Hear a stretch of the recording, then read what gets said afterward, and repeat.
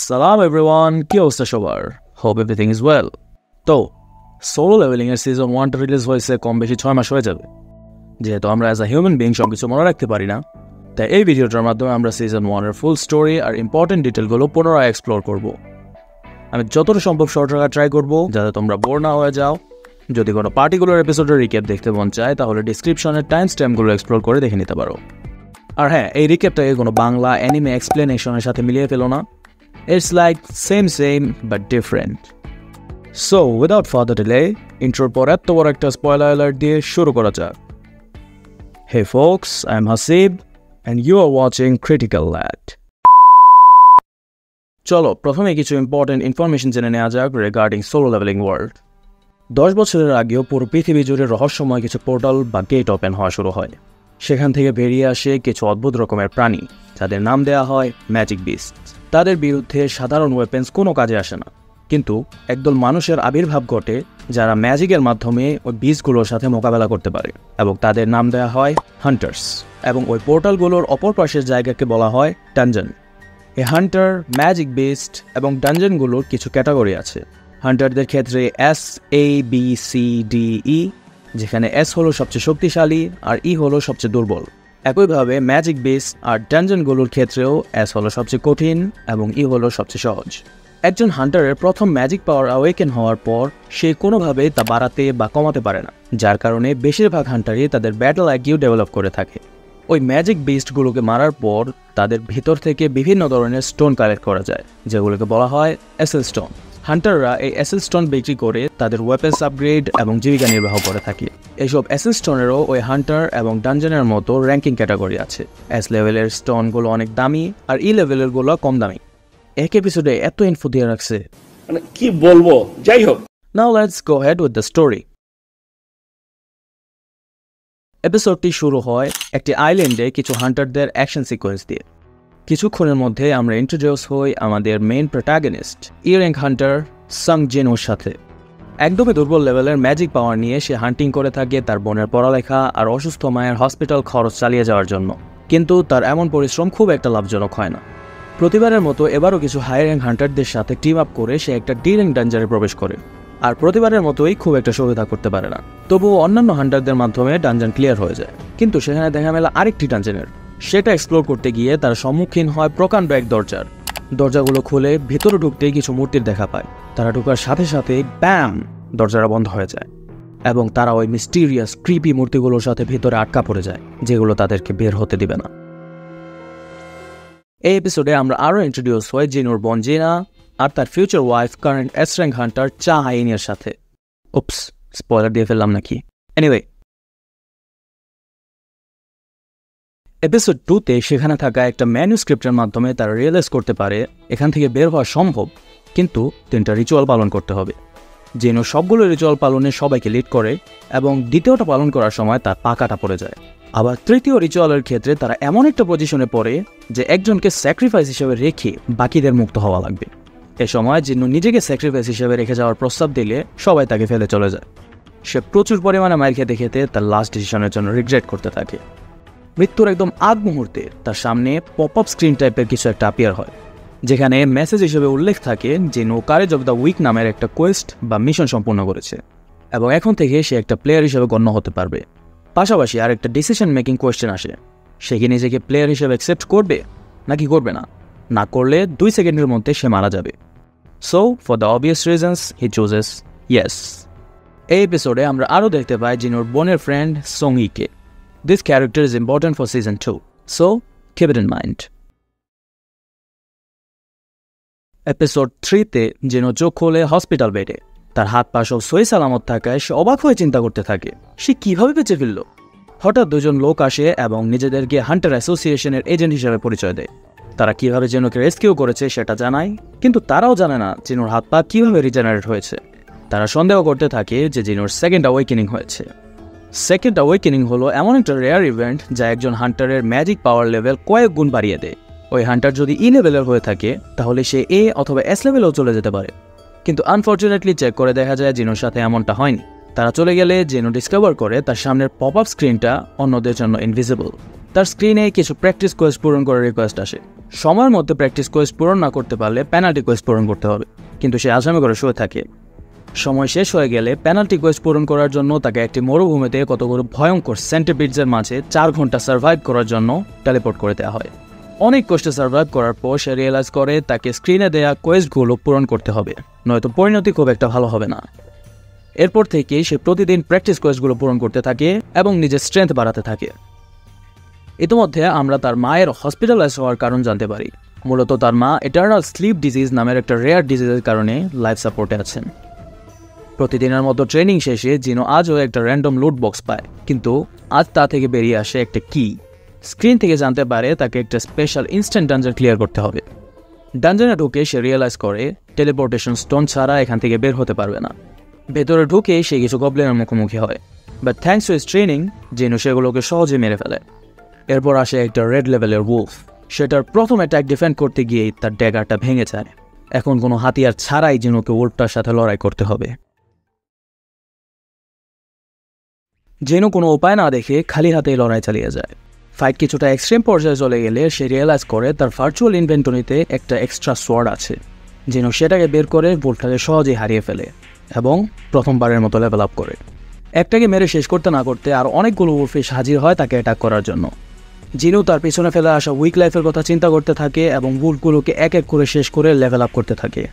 উলফগুলোর সাথে লড়াই শেষে তার লেভেল পৌঁছায় 15-তে এবং তার কাঙ্ক্ষিত টেলিপোর্টেশন স্টোনটাও পেয়ে যায়, কিন্তু জিনো সেটা ইউজ না করে লেভেল আপ করার লোভে ডানজনের আরও গভীরে যায়। এর মধ্যে আমরা জানতে পারি ইনস্ট্যান্ট ডানজনের বিস্টগুলো 3 ধরনের হয়ে থাকে: রেড, অরেঞ্জ, হোয়াইট। যেখানে রেড হলো সবচেয়ে শক্তিশালী আর হোয়াইট হলো দুর্বল। একটু পরেই জিনো ডানজন বস কাসাকার মুখোমুখি হয়। অরেঞ্জ লেভেলের বিস্ট হওয়ায় জিনো প্রথমে একটু স্ট্রাগল করে, কিন্তু শেষ পর্যন্ত খালি হাতে সেটাকে ডিফিট করে ফেলে। রিওয়ার্ড হিসাবে সে একটা কুল লুকিং ড্যাগার পায় আর ডানজন ক্লিয়ার হয়ে যায়। বাহিরে এসে জিনো জানতে পারে পাশের একটা পোর্টালে ডানজন ব্রেক হয়েছে। কোনো একটা পোর্টাল অ্যাপিয়ার হওয়া 7 দিনের মধ্যে যদি ওইটার ভিতরের ডানজন ক্লিয়ার না করা হয় তাহলে সেখানকার ম্যাজিক বেসগুলো বাহিরে চলে আসে। এমন ইনসিডেন্টগুলোকে বলা হয় ডানজন ব্রেক। জিনো সেখানে পৌঁছে দেখে হান্টাররা সেখানকার ফাইনাল বসের সাথে স্ট্রাগল করছে। সে অ্যানোনামাসলি তার নিউ পাওয়ার ফ্লেক্স করে হান্টারদের হেল্প করে সেখান থেকে চলে যায়। এপিসোড 5 শুরু হয় জিনোর মাসল শো অফ দিয়ে। সে হসপিটাল থেকে ছাড়া পেয়ে একটা সি র্যাঙ্ক ডানজন ক্লিয়ার করার জন্য অন্য একটা টিমের সাথে যুক্ত হয়। এ র্যাঙ্ক হান্টার হওয়ায় খেলা দুধ ভাত রাখার মতো জিনোকে ব্যাগ সামলানোর দায়িত্ব দেওয়া হয়। এখানে তার সাথে সাক্ষাৎ হয় ডি র্যাঙ্ক হান্টার ইউ জিন হোয়ের সাথে। তারা দুইজন বন্ডিং করতে করতে পোর্টালের ভিতরে ঢুকে যায়, কিন্তু ঢোকার আগে জিনো খেয়াল করে একটা সি র্যাঙ্ক ডানজন রেইডের টিমে কোনো হিলার নেই। সে চিন্তা করতে থাকে কুছ তো গড়বড় হ্যায় দয়া। ডানজনে ঢুকে ম্যাজিক বেসগুলোকে মারতে মারতে তারা পৌঁছায় ফাইনাল বসের লেয়ারে, কিন্তু ফর্চুনেটলি তারা খেয়াল করে মাকড়সাটি কুম্ভকর্ণের ন্যায় ঘুমিয়ে আছে। এর মধ্যে আমাদেরকে এসেন্স স্টোনস আর মানা ক্রিস্টালের মধ্যে পার্থক্য বোঝানো হয়। এসেন্স স্টোনস হলো ম্যাজিক বিসদের থেকে রিকভার করা স্টোন, আর মানা ক্রিস্টাল হলো ডানজনের ভিতরে থাকা এক প্রকার শাইনি স্টোন। তো তারা ফাইনাল বসের চেম্বারে গিয়ে থেকে সেখানে প্রচুর পরিমাণে মানা ক্রিস্টালস, কিন্তু আনফর্চুনেটলি সেগুলো কালেক্ট করার টুলস বা হাতিয়ার তারা আনতে ভুলে যায়। সেগুলো আনার নজর দিয়ে জিনো আর জিনহোকে ধোকা দিয়ে বের হওয়ার রাস্তা বন্ধ করে বাকিরা সেখান থেকে চলে যায়। জিনো মোটেও বিস্মিত হয় না, কারণ সে এমন কিছু আগেই প্রেডিক্ট করে ফেলেছিল। এমন সময় ডানজন বসেরও ঘুম ভেঙে যায়, যার কারণে জিনহো আরও প্যানিক করা শুরু করে, কিন্তু জিনো তাকে আশ্বাস দিয়ে বলে, I mean, this one's mine.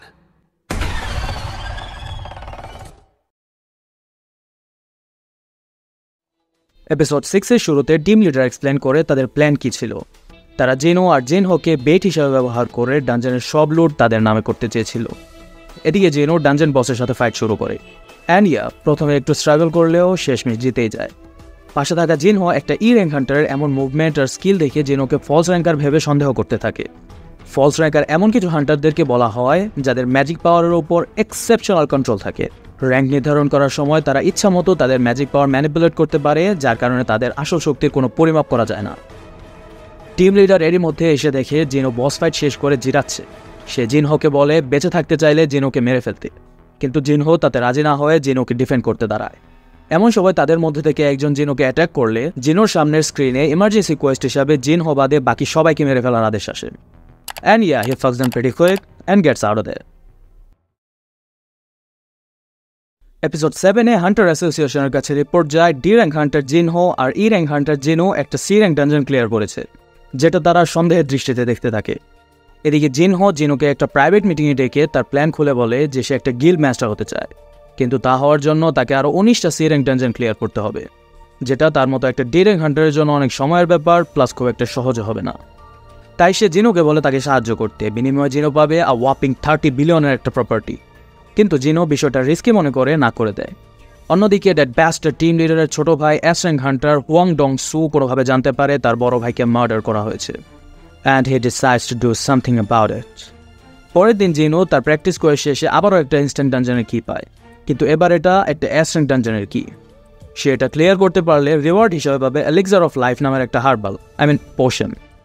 প্রথমে একটু ঘাবড়ে গেলেও পরে মায়ের অসুস্থতার কথা চিন্তা করে সে ডিসাইড করে hell yeah, I am gonna do it. ডানজনে ঢুকেই দেখা পায় তার প্রথম এনিমি হেলস গেট কিপার সার্বেরাসের সাথে। And guys, this one fucks him hard, I mean really hard.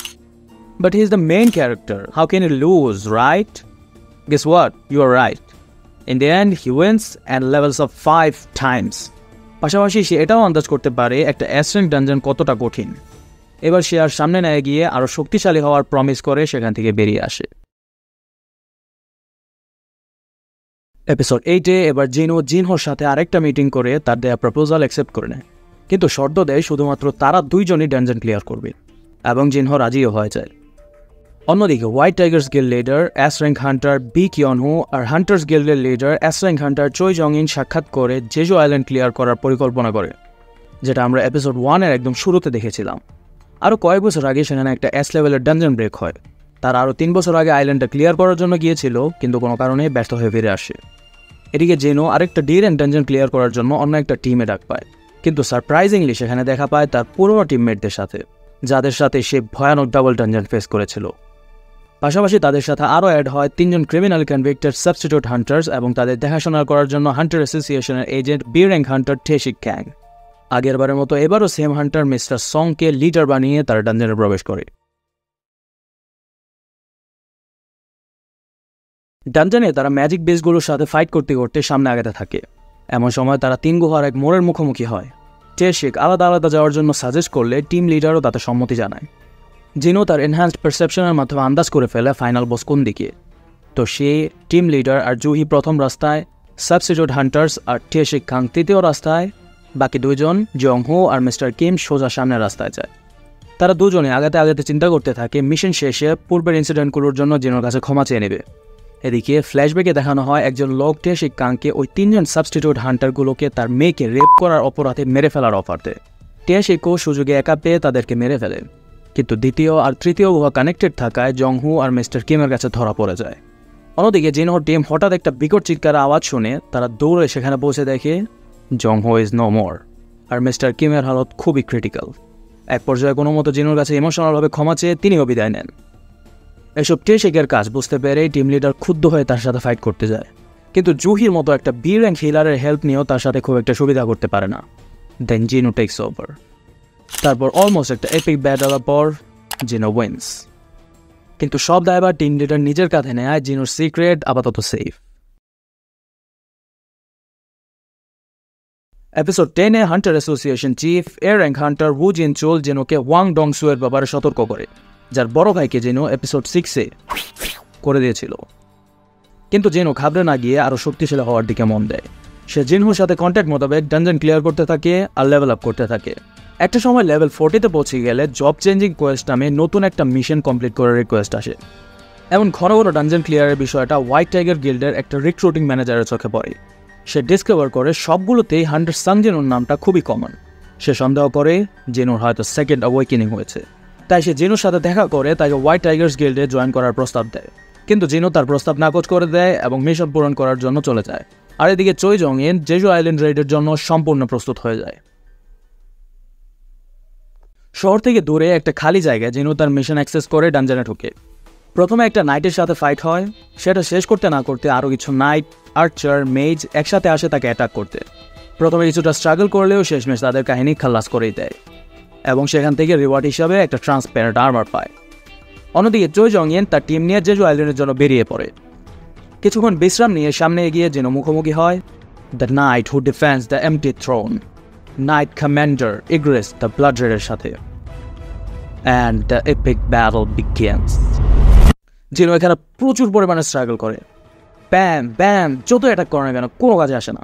তাই সে ডিসাইড করে হ্যান্ড টু হ্যান্ড কম্ব্যাটে সুইচ করবে।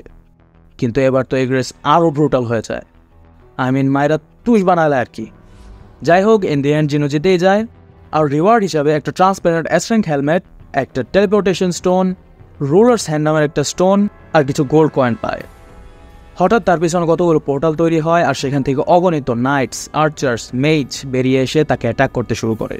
সে রিয়েলাইজ করে তার কোয়েস্ট তো মাত্র শুরু হলো।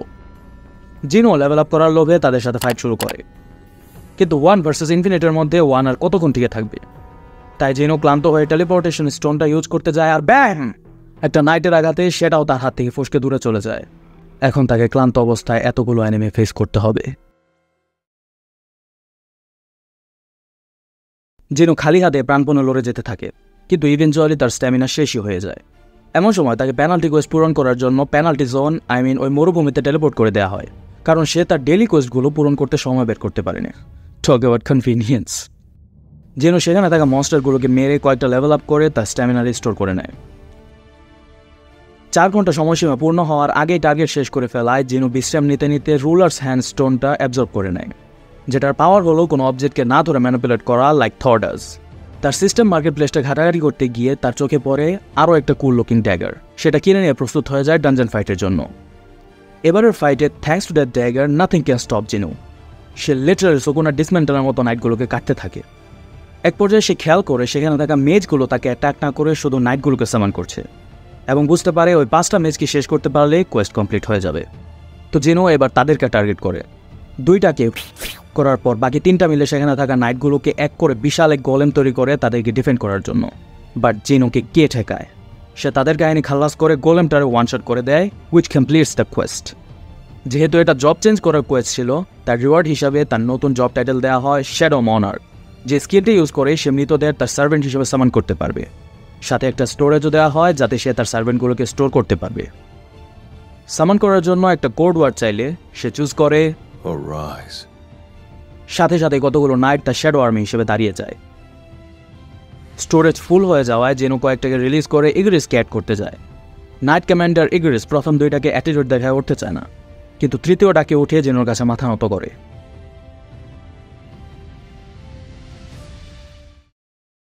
ইয়েপ গাইস, দ্যাট ইজ অল। আমার মনে হয় আমি প্রথম কোনো বাংলা রিক্যাপ করলাম। আই নো একটা রিক্যাপ হিসেবে প্রয়োজনের থেকে বেশি ডিটেল তুলে ধরছি, which is not appropriate. Still, as my first try, কেমন হলো কমেন্টে জানাতে পারো। আর ভালো লাগলে তো জানো কি করতে হবে। গুগল চাচার মতে সোলো লেভেলিং এর সিজন 2 এয়ারিং শুরু হবে জানুয়ারি 2025 থেকে, কিন্তু নভেম্বরে সিজন 1 এর রিক্যাপ আর সিজন 2 এর প্রথম 2টা এপিসোড মিলিয়ে একটা মুভি রিলিজ করা হবে। আর যেহেতু আগামীতে one of the best arc Shadow Monarch arc শুরু হবে, তাই চাচ্ছিলাম সিজন রিলিজ হওয়ার আগে জিনোর শ্যাডো মনার্ক স্কিলটা নিয়ে একটা ভিডিও বানাবো। So you can stay tuned for that. And as always, thank you for watching. Aloha.